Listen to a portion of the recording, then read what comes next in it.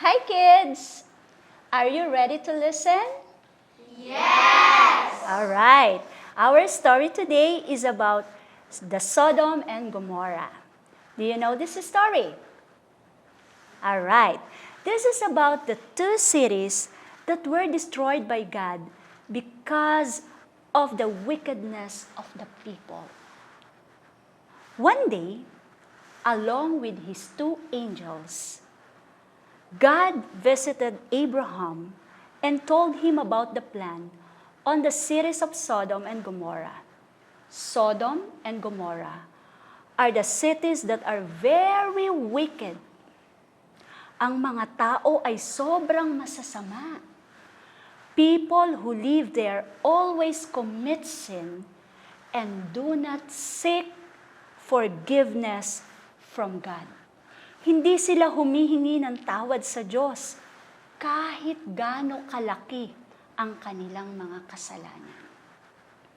Therefore, God planned to destroy the cities, to make them experience the judgment and to keep their sin from hurting more people.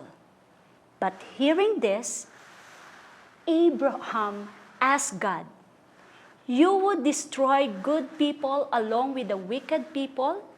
What if there are 50 good people in the city? Would you destroy them with the rest?" Nagtanong si Abraham kung may 50 tao ba na mabuti na matitira sa syudad na ito ba'y iyong sisirain? God answered Abraham, "If I find 50 good people in Sodom, I will spare the city. But if you find only 40, God answered, for the sake of 40, I will spare the city." Abraham once again bargained with God, saying, "Lord, please, don't be angry with me." Pero muling humiling si Abraham. "But what if there are only 30? Or 20? Or 10? If there are 10 good people in Sodom, will you destroy the city? Even then?" God said to Abraham, "If I can find 10 good people in Sodom, then I will spare the entire city for them." Hearing this, Abraham thanked the Lord. Sabi ng Panginoon, kahit 10 lang na taong matuwid ang makita, ay hindi niya sisirain ang syudad ng Sodoma at Gomorrah. That night, 2 angels sent by God entered the city of Sodom. Nang gabing yon, 2 anghel ng Panginoon ang kanyang isinugo upang pumasok sa city of Sodom.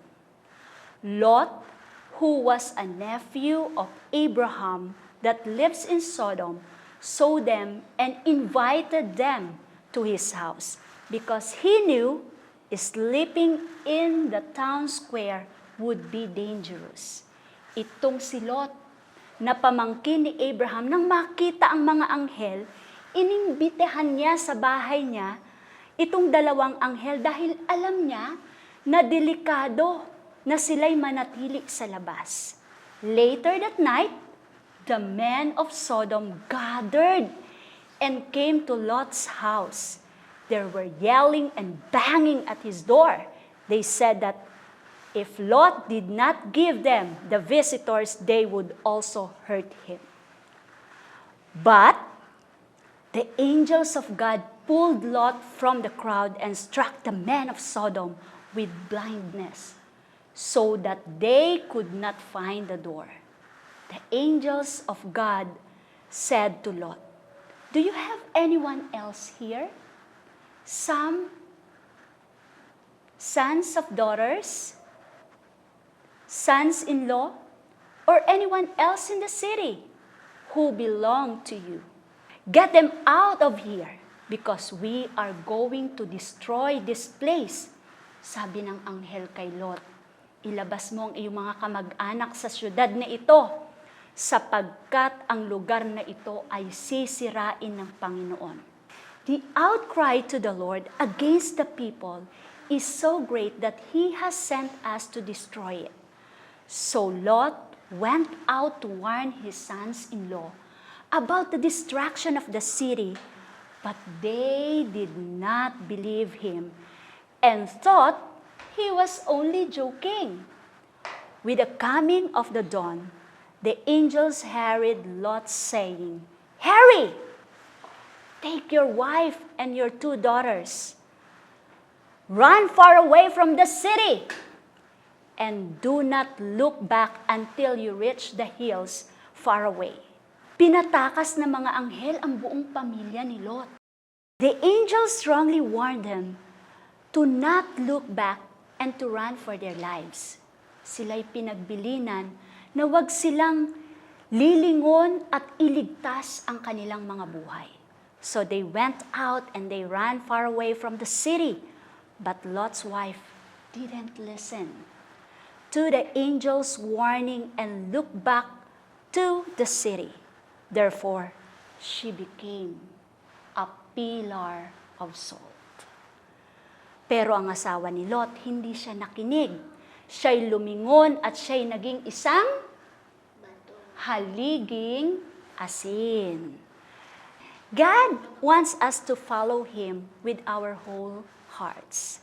He wants us to obey Him, not because He wants to keep us from fun, but because He wants to protect us from the consequences of sin.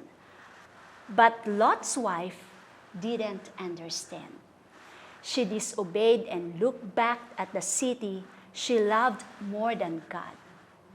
God saved Lot and his daughters because of His love. Today, the sacrifice of Jesus Christ is better than what the angels did for Lot and his daughters. Jesus paid the price for our sin for all time. Like the angels in this picture, Jesus' love pulls us toward loving God and away from judgment for our sin. Kaya kayo mga bata, ang gusto ng Diyos kayo ay maging masunurin. Dahil ang kasalanan kapag hindi pinagsisihan at hindi tayo naging masunurin ay may kaparusahan. Praise the Lord! May natutuhan ba kayo sa ating kwento ngayon?